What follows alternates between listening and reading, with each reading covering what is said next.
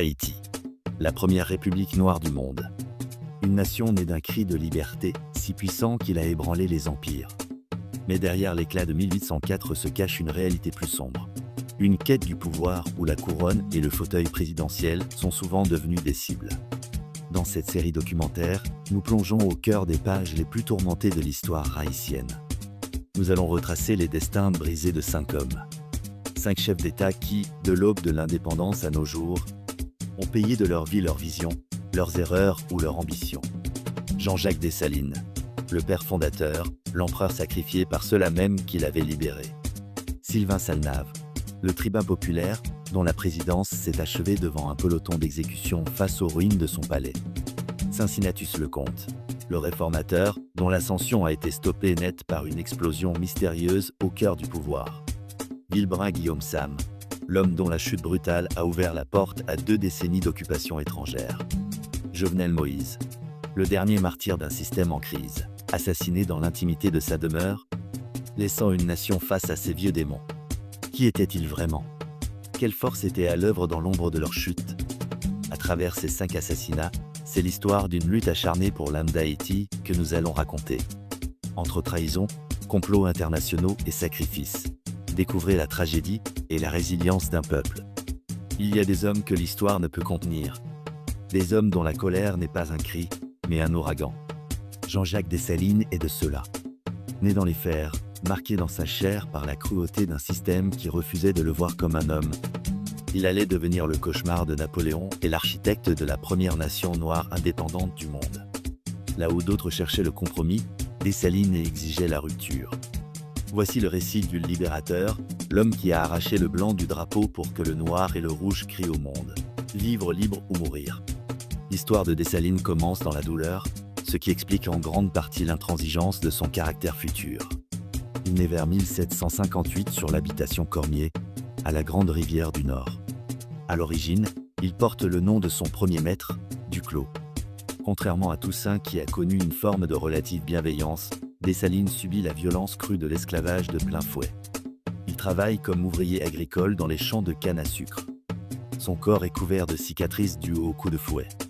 On dit que même devenu empereur, il montrait parfois ses marques pour rappeler à ses officiers pourquoi il s'était battu.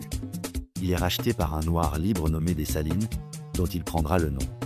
Bien que son nouveau maître soit moins cruel, Jean-Jacques garde en lui une haine viscérale du système colonial qui ne le quittera jamais. L'insurrection de 1780 est son baptême du feu. Très vite, son courage physique et son instinct de combat le font remarquer. Dessalines rejoint les rangs de l'armée de Toussaint Louverture. Là où Toussaint calcule, Dessalines frappe. Il devient son lieutenant le plus fidèle et le plus redouté.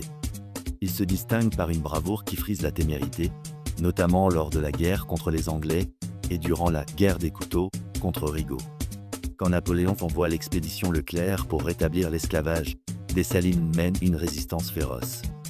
Le siège de la Crète à Pierrot reste son coup d'éclat.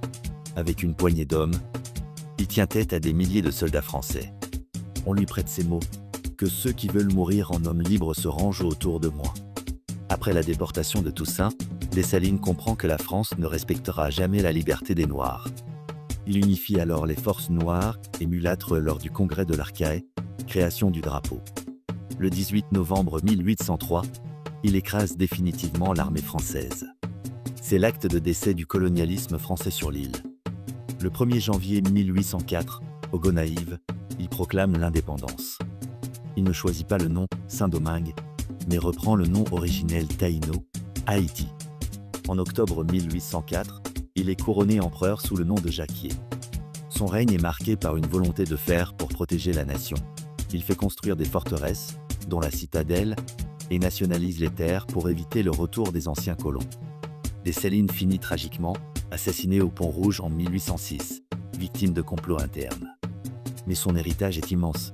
Il a prouvé que la liberté ne se demande pas, elle se prend. Haïti, 1915. Une terre en ébullition, un pays où les présidents se succèdent comme les vagues d'une tempête tropicale. 5 chefs d'État en à peine 4 ans. Au milieu de ce chaos politique émerge une figure dont le nom restera gravé dans les annales.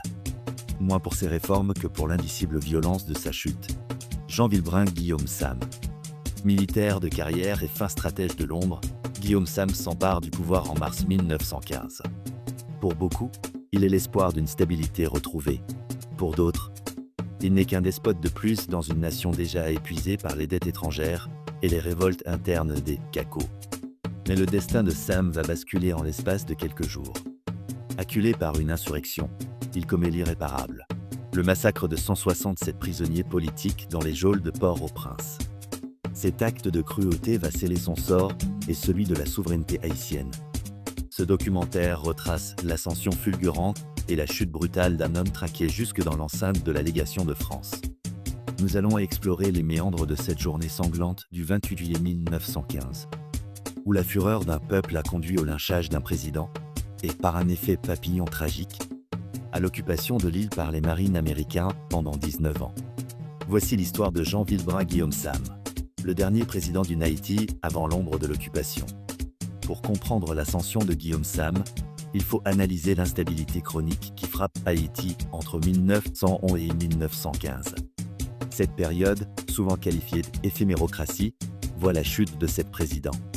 La mainmise financière des États-Unis, via la National City Bank, et de la France fragilise l'autonomie fiscale du pays. Ces groupes de paysans armés du Nord deviennent les faiseurs de rois. Guillaume Sam, lui-même un général puissant, s'appuie sur cette force paramilitaire pour marcher sur Port-au-Prince et s'emparer du pouvoir en mars 1915. Une fois au Palais national, Sam fait face à la même menace qui l'a porté au pouvoir, une nouvelle insurrection menée par Rosalvo Bobo. Pour prévenir tout coup d'État, il durcit son régime.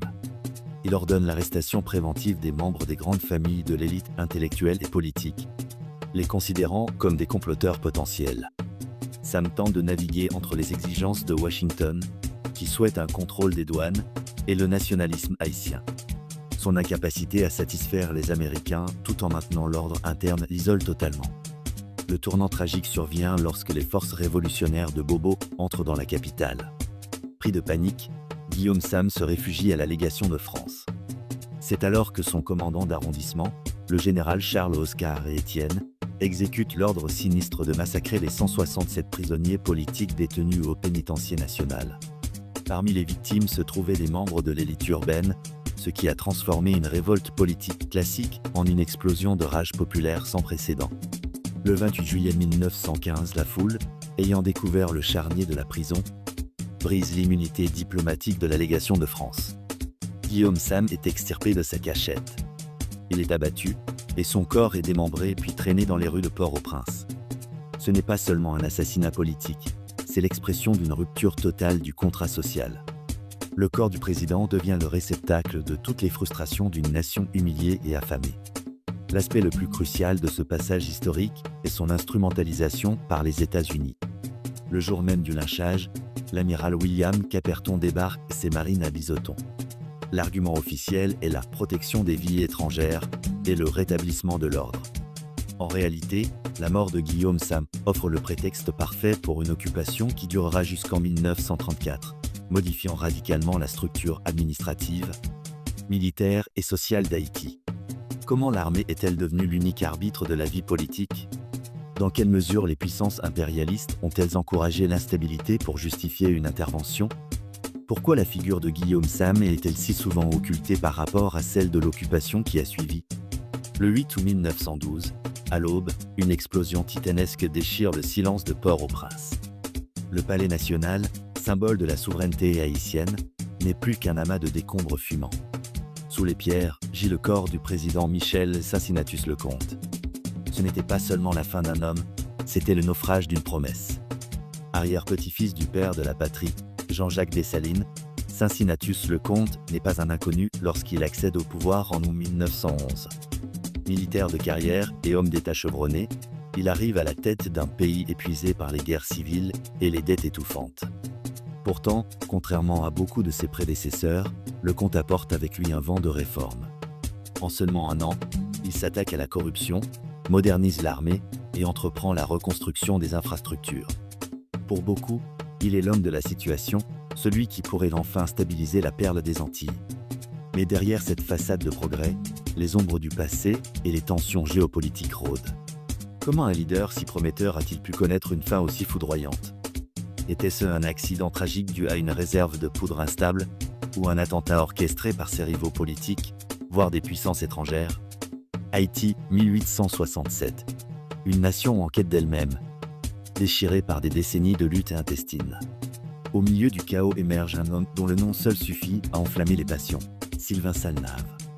Pour les uns, il est le protecteur de la République, le champion des masses noires et des petits commerçants. Pour les autres, il est le tyran impitoyable qui a plongé le pays dans l'une de ses guerres civiles les plus sanglantes. Mais qui était vraiment ce général au regard d'acier? Entre populisme, réformes audacieuses et chute brutale, voici l'histoire du président qui a voulu briser l'oligarchie avant d'être brisé par elle. Salnave n'est pas arrivé au palais par une transition paisible. Son ascension est le fruit d'une insurrection contre le président Fabre Geffrard. Sa force venait du Nord. Il s'impose comme le leader de la résistance populaire. En juin 1867, après une période de troubles, il est porté au pouvoir par une nouvelle constitution. Cependant, se sentant entravé par le corps législatif, il finit par le dissoudre, se proclamant protecteur de la nation. Il prônait une politique en faveur des classes défavorisées, s'attaquant aux privilèges de l'élite mulâtre de l'époque, ce qui lui valut un soutien fanatique du peuple et de l'armée. Tandis que Salnave tenait Port-au-Prince, des poches de résistance se formaient dans tout le pays. Le pays était divisé en trois. Le Nord, l'Artibonite et le Sud, tous en rébellion contre son autorité centrale. Pour financer ses combats, il eut recours à l'émission massive de monnaie de papier, appelée « oreille de bourrique », ce qui provoqua une inflation galopante et aggrava la misère qu'il cherchait pourtant à combattre. Salnave s'est battu avec une énergie désespérée, personnellement présent sur les remparts de la capitale, galvanisant ses troupes jusqu'au dernier moment. La fin de Salnave est l'une des scènes les plus sombres et théâtrales de l'histoire haïtienne. Le 19 décembre 1869, les forces rebelles de Nissage Sagé et Michel Domingue bombardent Port-au-Prince. Un obus atteint la poudrière du Palais national, qui explose dans un fracas apocalyptique. Salnave parvient à s'échapper vers la République dominicaine. Espérant trouver refuge chez le président dominicain Buenaventura Bae, il est finalement livré à ses ennemis haïtiens. Amené à Port-au-Prince, il est jugé par un tribunal militaire pour haute trahison. Condamné à mort, il est fusillé sur les ruines encore fumantes de son propre palais national. On raconte qu'il fit preuve d'un courage stoïque devant le peloton d'exécution, refusant qu'on lui bande les yeux, faisant face à la mort avec la même détermination qu'il avait mise à gouverner.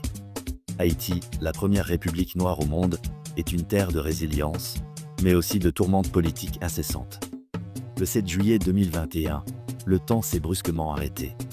Dans le silence de la nuit, au sommet des collines de Pèlerin 5, une onde de choc a ébranlé la nation et le monde entier. L'assassinat brutal du président Jovenel Moïse. Mais pour comprendre cette fin tragique, il faut remonter aux racines de l'homme. De l'anonymat de la terre du Nord-Ouest au palais de Port-au-Prince. Son parcours est celui d'une ascension fulgurante, portée par une promesse de changement, mais marquée par une polarisation sans précédent. Voici l'histoire de Jovenel Moïse. L'homme, le président, est le symbole d'une nation en quête de stabilité. Jovenel Moïse naît le 26 juin 1968 à Trou-du-Nord. Fils d'un commerçant et d'une couturière, il grandit dans un milieu modeste où la valeur du travail et le lien avec la terre sont fondamentaux. En 1974, sa famille s'installe à Port-au-Prince, mais son identité reste profondément ancrée dans la province. Après des études en sciences de l'éducation, il choisit de retourner vers ses racines entrepreneuriales. Marié à Martine Joseph, il lance plusieurs entreprises dans le Nord-Ouest, dont l'une deviendra le socle de son identité politique, Agritran. En créant la première zone franche à agricole d'Haïti, il gagne le surnom de Neg Bananan, l'homme aux bananes. C'est cette image d'entrepreneur moderne et de paysan prospère qui attirera l'attention du président sortant, Michel Martelly, qui voit en lui son successeur idéal. Son entrée en politique est un baptême du feu. Désigné candidat du PHTK, Parti haïtien Tekal, Jovenel Moïse doit faire face à un processus électoral long et contesté qui durera près de 2 ans. Finalement élu, il prend ses fonctions le 7 février 2017. Son passage au pouvoir est marqué par une volonté de transformer l'économie par l'agriculture et les infrastructures, mais il se heurte rapidement à une opposition farouche, à des crises sociales et à des accusations de corruption liées au fonds Petro-Caribe, qui déclenche des vagues de manifestations à travers le pays. Malgré les turbulences, la présidence de Jovenel Moïse a été portée par des projets ambitieux visant à moderniser le pays.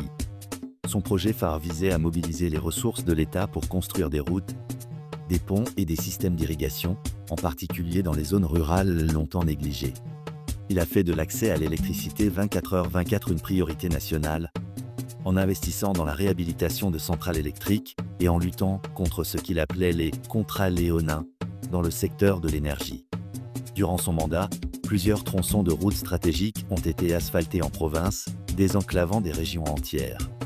Une de ses réalisations les plus concrètes fut la construction de ce réservoir d'eau multifonctionnel, essentiel pour l'agriculture et la production d'eau potable dans le nord-est.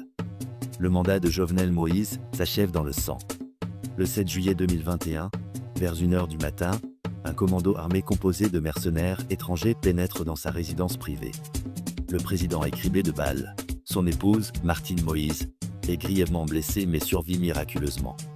Cet assassinat, sans précédent dans l'histoire moderne d'Haïti, a plongé le pays dans une incertitude totale et un vide institutionnel profond. Au-delà de la perte d'un dirigeant, cet événement a révélé la fragilité extrême de la sécurité nationale et l'influence obscure d'intérêts puissants.